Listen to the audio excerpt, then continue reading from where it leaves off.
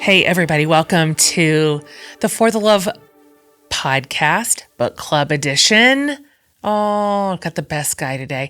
I have an author on today who's one of my favorite people that I've met out in the wild, and literally out on a dock in Michigan. So last year, you guys know how I do meat camp every summer. So basically for the month of July, I do a solo trip. And my parameters are essentially somewhere north because I will not be hot. If I want to be hot, I'll stay here for free. Somewhere, so it's got cooler weather on some kind of water. So whatever, lake, river, ocean, I don't care. Small town, real quaint, small, walkable, bikeable. And so last year I did meat camp in South Haven, Michigan. So it's a little town right on Lake Michigan. And when I went up last year, and I have like such an amazing community in Michigan. Like my Michigan girls are so strong. And so I was like, guys, I'm here. What do I do? Tell me what to do and tell me what to read. And so, in mass, the Michigan women were like, oh my gosh, you have to read something by Viola Shipman. Like, he belongs to us. He is from here. And so, thus began my introduction to Wade Rouse, whose pen name is Viola Shipman, which we're about to talk about. You'll find out why he writes under that name and who he is honoring. And it was the first book I bought in a little bookstore in Michigan, devoured it, reached out to Wade on the internet and went, hi, my name is Jen. I'm here for a month. I just read your book. I loved it. I think you're fantastic. And the next thing I know, he's like, do you want to come over for dinner? And I was like, absolutely. That's the way I do meat camp anyways. It's a big fat yes trip. And we became friends. And I went over and met Wade, his incredible husband, Gary. They have the most beautiful property. I don't even know how to explain it, to be honest with you. It is classic, beautiful Michigan. And we've been friends ever since. And so Wade's newest book just came out. It's called The Page Turner. And I put it in Jen Hatmaker book club for April. And I was Wade's special guest on the first stop of his book tour, which was here in Austin, downtown at Book People. And I got to moderate that and interview him. And I feel so lucky that I onboarded such a fascinating, smart, wise, kind new friend. And his books are delightful. His characters are memorable. There's hope in it. There's all the ordinary conflict of a life that every single one of us navigates. So they're also incredibly relatable. And just the way he writes is just pure joy.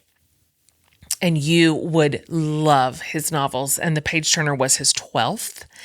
And he is a pretty big deal. He's been named a most influential LGBTQ author by Barnes & Noble. And because he started his career as a journalist, he has written for everyone and everything, like from People magazine to Good Housekeeping, just all of it.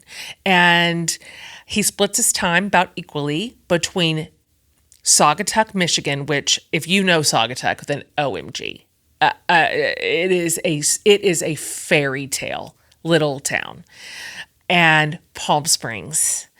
And he is just an incredible writer and friend and husband. And he's a very fierce advocate for libraries and for storytelling and books that make you feel and books that make you feel good. And I love it. And so this was a wonderful month to celebrate him, and I enjoyed every second of it. And you will see in short order as I welcome him in here why he is just so likable, so delightful. And you just immediately go, I like you.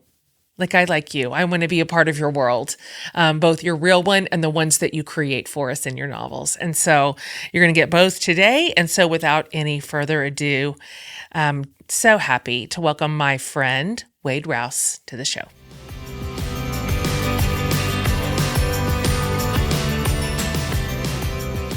All right. Well, I'm just absolutely delighted to see you again. I like the frequency at which we are pacing like our togetherness. We're seeing each other on a regular Yeah. basis now, which is the way it was meant to be. Yeah, it's like my diabolical plan is all coming together and we love to see it. So I've kind of told my listeners how I met you, which is a real awesome meet cute. I love it. I love meeting you on your home turf in Saugatuck and in the setting in which you were writing and I had read your I mean it just like come on man. And so thanks for just I guess your generosity toward me and your openness to just let a new friend in the door. I just really appreciate it that you didn't have to do any of it. You could have been like, "Hey, happy reading, bye," instead you were like, And back at you. "Come over." I mean, the same thing too. I mean, when you have an expectation on meeting Yeah, someone that you yeah, admire and you want to like, and it's always incredible when they exceed those expectations, and you yes, did. yes. It means the world to me. I love that. What a great thing to say. Thank you for that. I was so delighted to get to kick off your book tour with you here in Austin. How has it been Uh, going? I'm watching you. I mean, I'm following you. You, you are on the go. you gave me the golden touch to start. Yes, Huh. you handed me the baton out of Yeah. the gate, and it was been great. We did 10 states in Yeah. 2 weeks, Gosh. and my favorite thing I keep saying is there was this woman of a certain age, and that we met in Polly's Island at a book event, and she looked spectacular, and she had to be probably every bit of 90 Nice. plus, Nice. I which love is how it. we all want to be. And Yes. I go, "What's your secret?" And she goes, "A little powder, a little paint makes a lady what she ain't." And I'm like, that's what it comes down to after a while. It's just a little powder, a little paint, and we keep going, don't we? Oh, she handed you a gem on a silver platter. Look, you Which have I shall spun that steal. into gold. Yes, that is amazing. Are you done? Are you officially finished with all the travel or do you have more coming? Travel's done, but we're Okay. doing a tour in Michigan. So now it's like through June Yeah. is it's at least we're in our own bed, which is the best thing, as you know. So you Yeah. can kind of get your sleep, have a routine, and Yeah. then take off for the day. But a lot more events. But I mean, it's great meeting readers, Yeah. and they've sent me out on so many new places, and to have folks show up in mass has Yeah. been incredible. It's kind of shocking every time, isn't it? Like every time I go somewhere and people are there, I'm like, "You came." I I'm shocked. Like, thank you. It is a delight. And you and I were talking about this a couple weeks ago, but our work is so solitary. It Yeah. can be lonely. Now, most of us writers love writing. So Yeah. I do enjoy being in a quiet room with my laptop and my brain. But at the end of a long project, it is such a wonderful prize to get to be with the people who read all the words. It is so nice. It's exactly it. I Yeah. think I think we discussed we're both probably introverted Yep. extroverts. That's right. So, we take when we're isolated, we kind of get energy from the work that we're doing, Yeah. and that charges us to go out into the world. Yeah. And I love it. And it's what you said. People actually are. I mean, they're still showing up. I Yeah. still have that a little bit of that imposter syndrome where going back to my first book event, and they're going to be like three people there, Hmm. and so you always, but it's been, the last 20 years have been an incredible blessing. But Mm. as you have, work our tails off to get to this place. That's So, right. but it's been a great tour so far. Any fun surprises or anything that you didn't expect or something that you just thought, I'm going to put that in my pocket and take that home with me? There's been so many. I think Mm. going to brand new cities and Yeah. being in conversation with a lot of authors again who I admire, Mm. like Victoria Benton Frank and Jamie Brenner, and people that I've known but have never, like you, gotten to meet in Mm. real life has been pretty incredible. And just people, you know this when you it's not just writing a book, but even on social media, when you open your heart and your soul, Mm. people bring that back to you. Mm. So at events and signing lines, people are sharing their hearts with me. Yeah. And you take all of that, and hold it very dear. And that's why I'm sure your events are like mine. They go 2, 3, 4 hours, Totally. but you want people to get their time. They've come for a very special reason. Yep. So I honor that and I love that. I do too. I I appreciate in advance you answering the question I'm about to ask you, because I know that you have answered this 10,000 million times, but Yeah. of course, the page turner was the Jen Hatmaker book club selection, obviously for the month, and it was just been such a delight in the community. But this particular episode doesn't just go to the book club; it goes to like my community at large. And so, for for folks out there who are new to you, or they're meeting you today, it's so, I'll never ever get tired of hearing you tell the story of your pen name and your choice to get there. And I know you've said it so many times, but it's so lovely. And do you mind sharing it one more time here, how you came to the pen name of Viola Shipman? Yeah, thank you. And yeah, I always say it's like a literary Victor Victoria, Mm, it's like a man using his grandmother's name to write yes, fiction for that's right. women. Let me just say this. I always ask people if they saw the TV show Ozark, and Mm, most have, and I say they sugarcoated it because it yeah.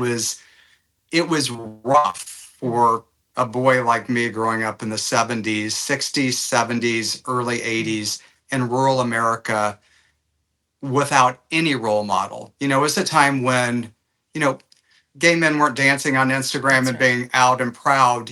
My dad thought Liberace was a showman. So, That's right. there was no That's right. language for It it. was a different time. And so a Hmm. different time. And I always say this, I emerged from my mother's womb like this, Hmm. very Wade Mm, and, jaunty sweaters and ascots. And I like to dress and, read books and play trombone, things boys didn't do in the yeah. Ozarks. And my grandmother loved me unconditionally Yeah. without a single condition Mm, as I was and did not expect me. And this was a woman that never finished high school, yeah. had a very limited experience in the world. She got me Mm, and taught me to love myself, yeah. no matter what the world threw at me. And she was my best friend growing up. She saved change and rolled pennies to send my mother to college Mm, so that she wouldn't have the same life that she had mm, experienced. And she gave me everything. mm, And it's just the smallest thank you that I can give to her. Her voice was overlooked in her lifetime. I listened. My novels are a representation of her and women like her, mm. all across the US and the world. And, in 100 years when I'm gone, people will walk into a library or bookstore and they'll pick up a Viola Shipman novel and they will say her name, which Yeah, never happened in her that's lifetime. right. And I hope reconnect to their own families in some meaningful way. Mm, That's my thank you to her. it's the best story ever. Also, the name Viola Shipman it's star power. She was born to it. Like, wow, that sounds like a beautiful made up name somebody picked when they want to be fancy. I love it. I Yeah, I love feel that sorry for story. my other grandma, Madge Rouse. It's Madge is, it just doesn't have it doesn't That's sing. Rouse. It doesn't sing. It really doesn't. I don't see it like in written in lights. I want to talk. I'd like to hear you talk a little bit about your arc as a writer. I'm so interested in this. I love talking to fellow writers and how we all got our start in different ways. Can you talk about the earliest part of your writing career and even back before that? I'd like to hear at what point too you thought this is the path I want. I want to make my living in like words and in books, and how you got your start and then sort of how it progressed. It probably started around my grandmother's pink formica dining room table, watching her and my mom read Irma Bombeck's column At Wit's End in our local paper. Love that. And they would, every week, they would laugh at the end of a tough week. You know, my mom was a nurse, my grandmother stitched overalls, tough jobs. Yeah. And they would always gather, read, and laugh. And I remember at the earliest of ages thinking, if I could do that, my gosh, wouldn't that be, what a great job that would be. Love that answer. And I started journaling about my family, you know, our crazy families, just like she did. Stories about my dad and my great aunts and uncles, and all how you know Ozarks nuts they were, but in the best possible ways. But never thought. I mean, we don't think we're going to be authors. That's not a normal career. Totally. You know, it's not on. You know, in college prep, it's not author. No. It's not top of the list. No. And What an insane idea. Yeah, you're crazy. Yeah. So I started as a journalist. You know, I went to Northwestern and got my master's in journalism. I started in more long form writing back in the day when magazines were a thing. Oh, I remember those. Remember those? Yeah, typewriters, magazines, rotary phones. But I loved to write, and I didn't know how to get from here to here to be an author. So I remember, you know, focusing on journalism, and my professor and advisor at Northwestern was a former Rolling Stone editor, and he said, "You're not cut out to be a journalist. You're a writer at heart. The hardest thing is for you to convince yourself that you can do that." Oh, wow. And I didn't, you know, I remember one of my earliest, this side note, one of my earliest features was I was able to get, we had part of the magazine publishing project at Northwestern was you had to create your own magazine and sell it to, you know, Crane's Business. You know, you had to sell the concept of the magazine to get your master's degree. And we did a magazine concept called Caregiving, kind of the sandwich generation, caring. It was one of the first concepts of its time. And I was able to corral Patricia Neal, who won the Oscar for HUD, into giving me an interview because she'd had a stroke at an early age, and her husband, Roald Dahl, great writer, was her caregiver. And I did this great feature on her, and that's when my advisor at Northwestern said, this is what you're supposed to be doing. And I didn't believe in myself. So I started as a reporter. I went into public relations. We called it the dark side. Was miserable in my career. And, you know, I remember riding around with my mother, who was a hospice nurse at the time. And she walked out after seeing someone, and she said, "Everybody I've been seeing today is filled with regret. Don't end your life with regret." Wow. So she said, "You should write a book." And I started writing a book. And that was kind of the trajectory to doing it and believing in myself. You started in memoirs. You kind of started in a completely different genre. I am absolutely fascinated and want to hear you talk about that, because writing nonfiction and fiction they really are two different muscles. There's crossover there, but my goodness, that is quite a leap. And so, can you talk about maybe the earlier stirrings where you thought, I want to make up a story. I want to make it up out of my imagination, and I want to try my hand at fiction. Yeah, that's a great question. You know, it's, you know, I think as a journalist and admiring, you know, Irma Bombeck, David Sedaris, Augustin Burroughs, Nora Ephron, those were kind of my early idols. You know, they were writing about their lives, but in a wholly universal way, which always fascinated me. And that's how I first found my voice, was just mining that.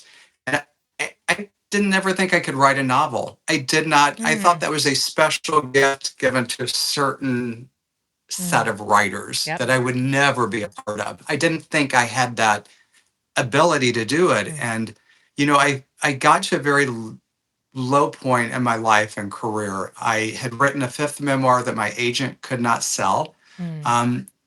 Based on the loss of my mother and her total lack of vanity going through cancer and chemotherapy, kind of juxtaposed with my own vanity. Very odd memoir, funny, but I think too much for people at the time. So I had no book. I'd been really writing on spec. I had no book Yeah. contract. I was writing a book and she would sell it. And I went back home to move my father into, he was diagnosed with dementia after my mother passed away, into a smaller place out of our family house. And I went into the attic and found all my grandmother's heirlooms, charm bracelets, recipe boxes, hope chests, Singer sewing machine, family Bible. And it hit me that there was a thread there that I could mine using my own voice in fiction. Totally different, but still foundationally the same, writing about love and family.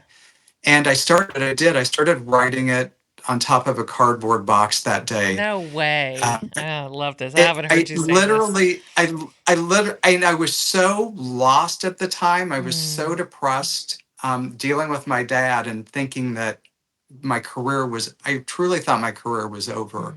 And we talked about this when we saw each other. Sometimes the lowest place you can be in your life, the most scared you can be in your life, the most fearful you can be in your life is um, a place in which you can take off. If you can control that sadness and grief and panic, if you can mine that into something beautiful, you can take flight. And that's, I believe, what happened. And that was 12 novels ago. Gosh. What was your very first novel? The charm bracelet, Yeah. while holding her charm bracelet. No, it's perfect. That was your path, and you found it in that attic. Thank Yeah. goodness. Um, I and once you got a taste for fiction, that's it, right? You were radicalized. Yeah, Yeah. you're exactly right, though. Two very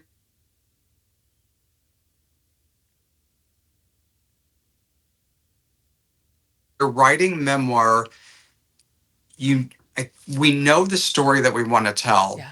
And so we're very clever in being able to kind of pick those pieces from our closet, our memory, our life that are going to tell that bigger story. It's harder in fiction. You're not pulling from that. You're making it all up. Yeah. The middle part's a beast. And I was very used to kind of puzzle piecing and writing memoir. I could start in very different places, but make it work, fit, puzzle it together. And I can't do that in fiction. That's right. What do you think? What's the hardest thing about writing fiction? Like I always think, and when I drop myself into your shoes and think, what would I think the hardest part is? I wonder if it would be dialogue, but I'm not positive. I'm not really sure. What do you find to be like the most challenging sliver of the pie chart? You've really nailed it there. For me, it was dialogue in the beginning because in memoir we recreate some of the dialogue, but I was very sparse in use of dialogue in my Sure. memoir. Just the pieces that make it that we remember as accurately as we can, but not recreating whole Of scenes of course. dialogue. So that was very difficult for me, especially through the perspective of, like in the first novel, three generations of women, different ages, different Oh yeah. perspectives, different takes on the world, different life experiences. You had to get that right because, as you know, bad dialogue is like listening to somebody that's really off key in a chorus. That's right. Your teeth grit. That's right. And it was really difficult to get that. I think structure was the other one. Being able to build that arc, that middle part is such a bear to keep tension anchored that, and I'm not a plotter. I'm not a plotter. Yep. So the ability to kind of have to do a lot of that heavy lifting and relearn how to do that those were the toughies. Gosh.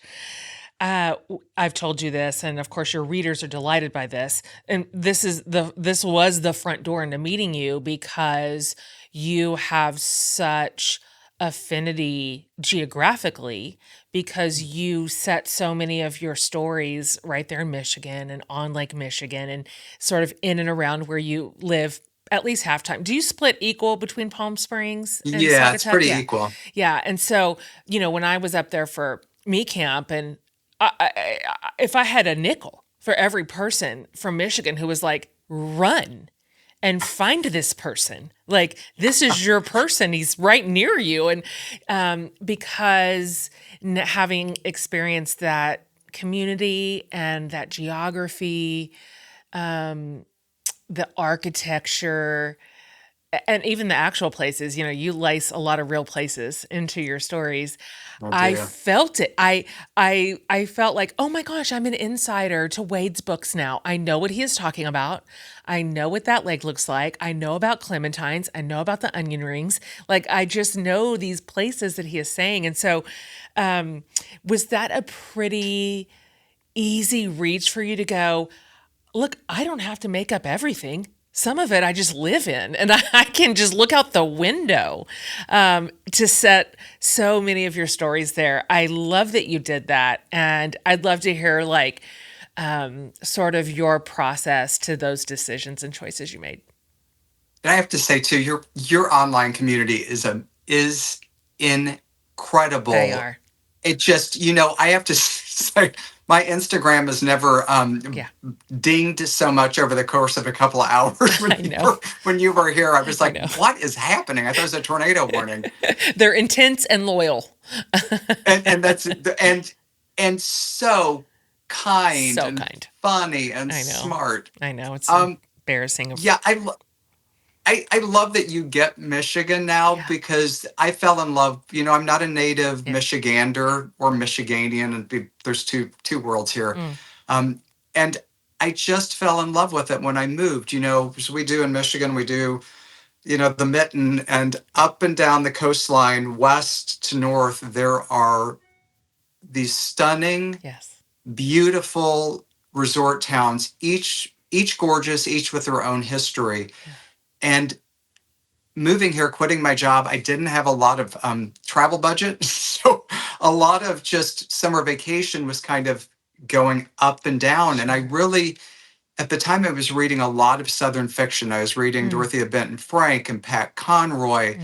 And I was like, oh my gosh, they own Yeah, the low country. that's They right. own these places. And I thought nobody has really Yeah. done that as much in Michigan. And I could do that. Mm. And, setting It's a for character. fictional or real Yeah, life folks makes us who we are. that's It right. changes us profoundly, and that's the beauty of what I found here. Oh my gosh, truly. I mean, I was in South Haven for a month, but I feel like I spent half my time in Saugatuck where you are. Well, you're Uh, a little bit outside of it, but yeah, a little bit. yeah, but up that direction. And I mean, it is magic. It really is. Like, for people who read your books and think he's putting on, like, nothing's quite that charming. It is. It is that charming. It's just it is. I've you've traveled. I've Yeah. traveled. I've recently went to Greece. We're going back Yeah. to Italy again.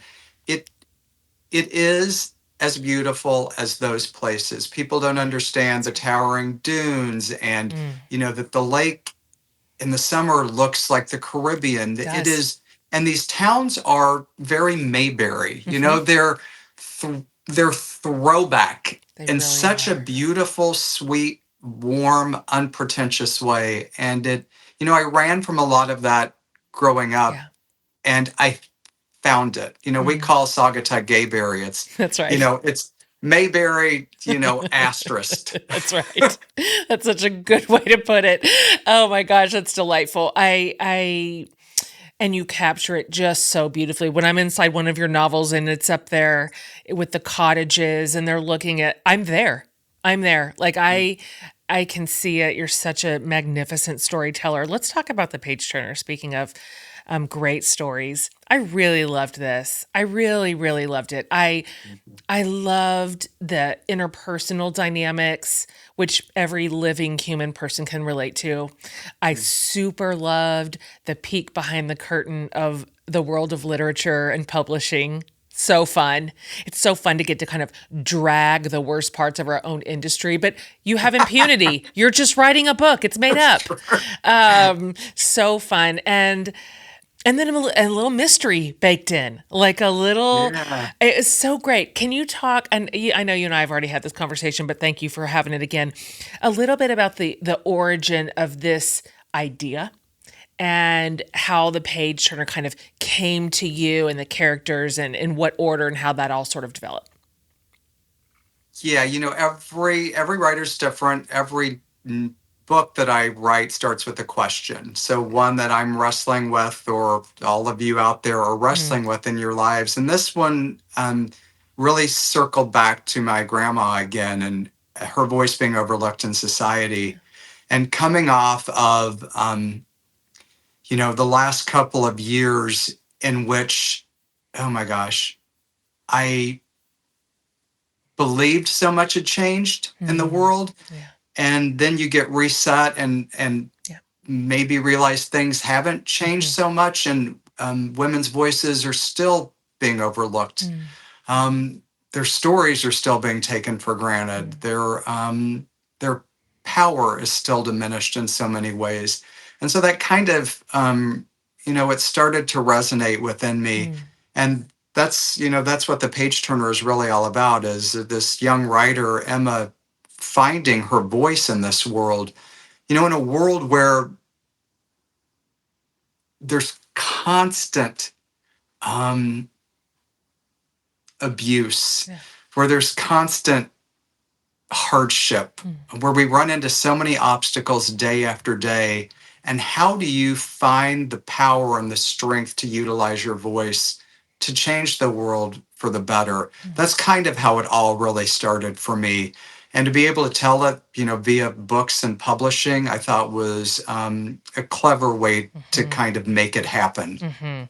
One of the themes throughout is this tug of war between the highbrow type of literature that is sometimes prioritized or rewarded in more elite publishing circles versus sort of a reduction really of stories that are warm and comforting and they have endings that we love and that delight us but sometimes are disparaged for being not substantial, not having enough depth, not having enough intellect or whatever.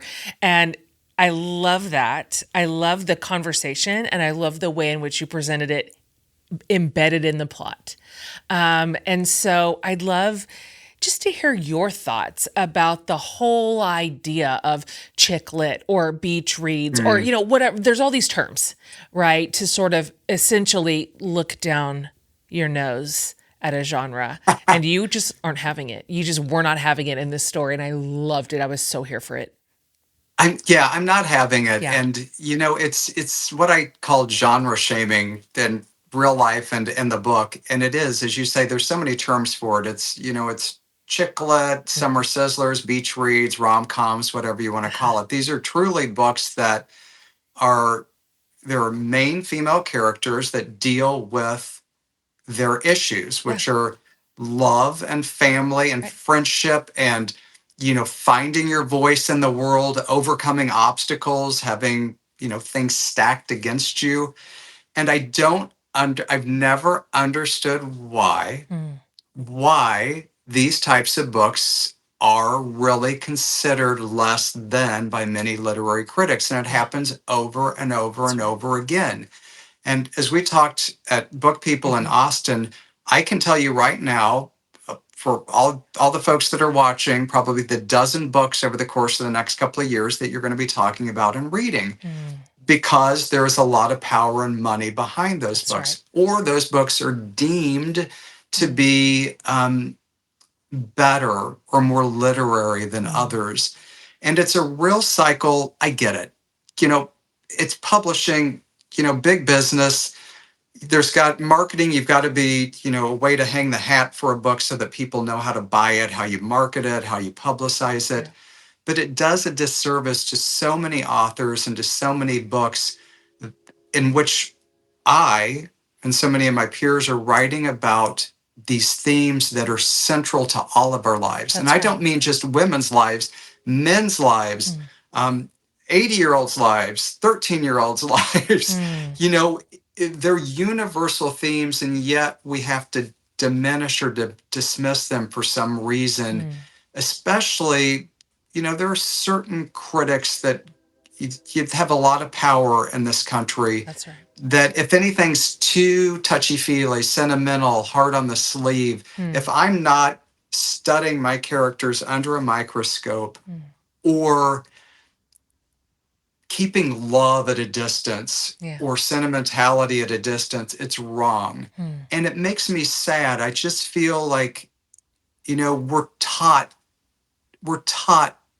to hide our feelings. We're taught because we get hurt over and over and over again. And it makes life tough if our heartbeat is right here. We just get bruised every day. But what a way to live. And I truly believe that's how most of us are. And it just drives me insane that that a lot of these books are not held to a higher standard. And I think it's wrong. Well, success is the greatest revenge. Look at you. Why don't you just go ahead and make an awesome career out of it? That'll show them. I'd love, Wade, to hear you talk about how many novels you have. 12? Yeah. That's so many. I'm so curious. How do you keep developing your lead characters? You write women so well and so beautifully, and you put them, so central to the storyline at every age, whether they're the sort of lead character or they're the mentor, whatever they are. I'm curious how you continue to find your characters. Like, okay, if I'm thinking about myself, I'm like, okay, what if I wrote a novel? I feel like I could probably pretty quickly reach for some characters that are some sort of amalgamation of my favorite things or my least favorite things, depending on how I want them to be in the story. 12 times in, I wonder if I would just start repeating characters. Like, how do you keep making new people for us? Are they real people? Are they inspired? Do they come to you sort of unbidden? That's a lot. That's a lot of questions that I just asked, but I'd love to hear how you develop characters this many novels in.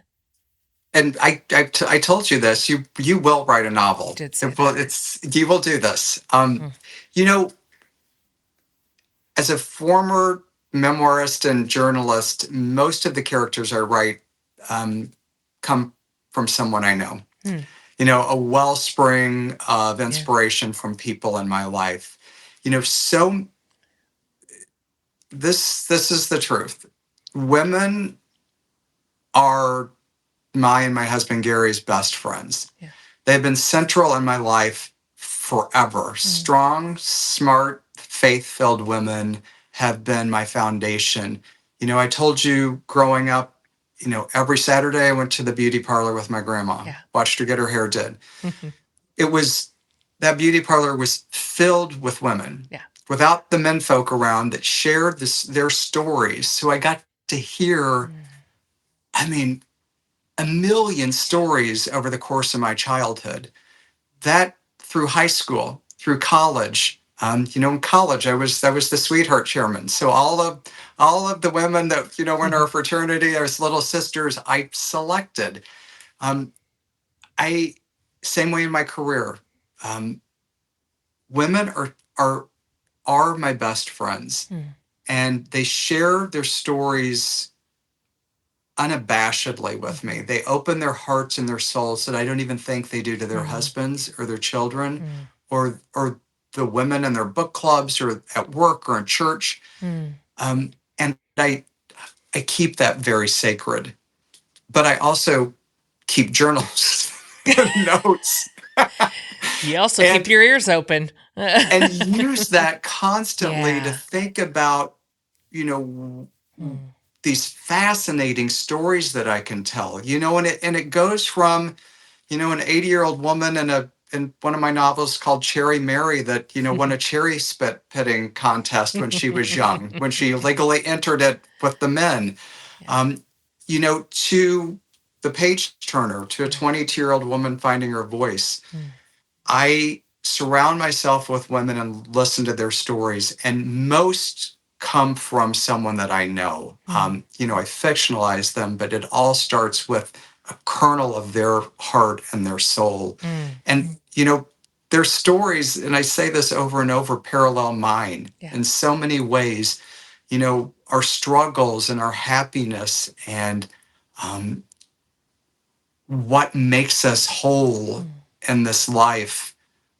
I share their stories. And so I feel like when I'm writing their stories, I'm also writing me. So it's writing's how I make sense of the world. So it's this beautiful conduit that makes me alive. I don't know if I would be without all of that. Everybody listening, you will love the Page Turner. You will just love it.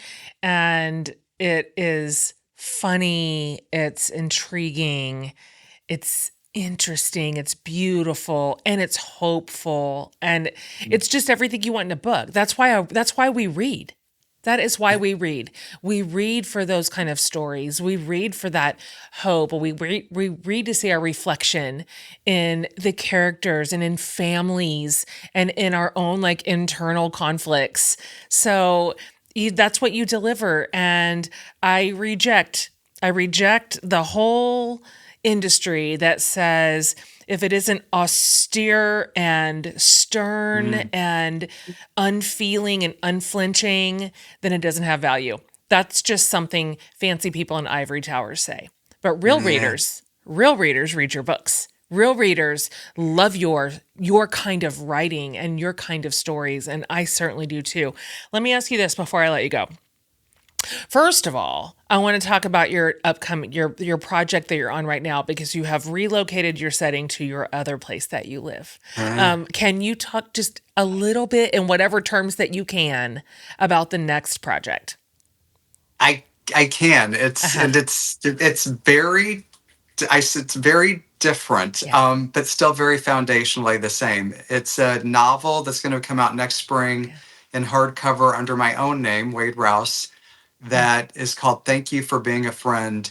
And it is about four gay men over the age of 60 who live communally, like the Golden Girls, in Zsa Zsa Gabor's former house in Palm Springs, real home. Yeah. And each has the characteristics and traits of the real Golden Girls, and they perform a show in Palm Springs called the Golden Gaze, where they reenact the episodes of the show. And it's really about what I and all of my friends have gone through in our lives to find love, happiness, and friendship in a world that has often not wanted us to. And I think it's gut punchingly hilarious and poignant and funny, and I'm super excited about it. I cannot wait to read that. That is the funniest, most incredible premise I have ever heard. And I really cannot wait to read it. It's so interesting. Did you write under your actual name for this one because the story was so kind of close to your heart and story? God, Jen, you know what? I did. I literally I freaked out. I just signed a new book contract, and I don't get a lot of feedback on proposals. I always have a lot of proposals in mind that I really flesh out and I present to my agent and my publicist and to my editor. And with this one, I knew it was calling to me so much. And we go back to being scared. I was scared witless. And I just started writing it, not knowing if it would be a Viola Shipman, not knowing. I truly thought I could write this entire book, turn it in, and it would have been the first book in a contract where they would have said start over. Wow. This isn't going to work contractually with what you agreed to do. Yeah. And my editor had truly an out of body experience. She loved it, kind of didn't get back to me initially, which scared me. I was I'm like, it's over. Yeah. Where do I resend the money? Where do I wire it? And she called me and she said, I had an early meeting with sales for next spring, and she goes, I loved it so much before edits that I sent sample chapters to everybody, and you got a standing ovation. Oh Um, my gosh. it Oh, I have is goosebumps. so that is truly when you were, and Wow. we were talking about this, you writing, you said, Mm, I'm scared. yeah. And I truly believe sometimes writing, living, Mm, it's a good place to be, because if you can grapple that, yeah. it will lead you to the other side in a beautiful way. I could not agree more. I'm thrilled. So that's out next spring. Yeah. So you're just busy, busy. You're writing, you're editing, and I know it's kind of a hard time when you're deep in the throes of writing to also be a reader. But just in the off chance that you've had some time to read lately, do you have any recommendations for us? What have you read that you really like, or maybe it's like an old time favorite, like this is a standard that you always point to, or something recent. Either way. You know, it's truly, I did an event in California before I left. There's a podcaster and an author named Zibby Owens, Yeah, and sure. she pulled together a number of authors to write an anthology called On Being Jewish Now. And Mm, it is, I'm reading that right now, and it is amazing. It is wow. reflections on just, not, it's beyond just being Jewish in the Mm, world today and what that means and how tough that is. But really reflection on how important faith is in our lives, mm, but how um, organized religion can tear us at the seams. that's right. And it's beautifully hopeful, and there's so many different perspectives. Mm, And it's kind of, I love reading about um, different faiths, mm-hmm. because it, I think, centers me in my own Yep. as well. So it's been a great, that's one of my, it's the thing I'm reading now, and I think Love it's that. terrific. I think she did a great job. Great recommendation. Um, fantastic. So, listeners, we're gonna get all of this in your hands. Wade, where's the best place for people to follow along with you? Where do you play most often on the internet? All things Viola, Viola Shipman Yeah, on Facebook and Instagram. Those are my biggies. yeah, So follow me. I call it, you know, it's like you, I call it a community of yeah. kindness. You know, readers gather, and it becomes more than just social media. It That's right. becomes a connector and a conduit for folks. That's right. It's incredible alchemy. It happens every time you gather women. It just does. Like you may have one central draw that everyone is there for initially, but then the sum becomes so much greater than its parts so Yeah. quickly. Women just do this naturally. They just gather and connect and Yeah. organize. And I've seen it so many times now. I expect it to happen, but every time it's something of a miracle. Um, Thank you for being my friend. Thank you for being on this podcast. Thank you for being in my book club. I just have been so delighted to get to celebrate your work this whole month and put it in the hands of all my community. And by the way, folks, you can get it wherever you get your books.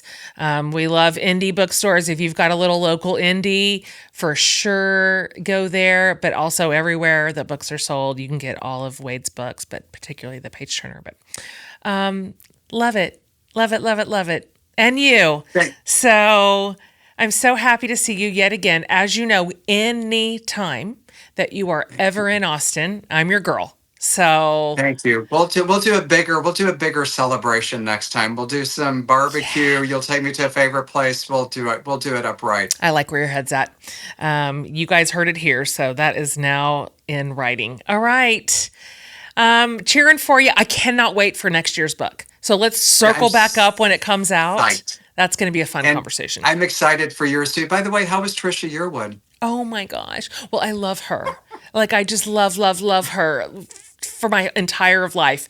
And so it was dreamy. It was that thing where, Uh, when you go home with your little group of friends and everybody's talking at once, like the whole car ride, it was like that.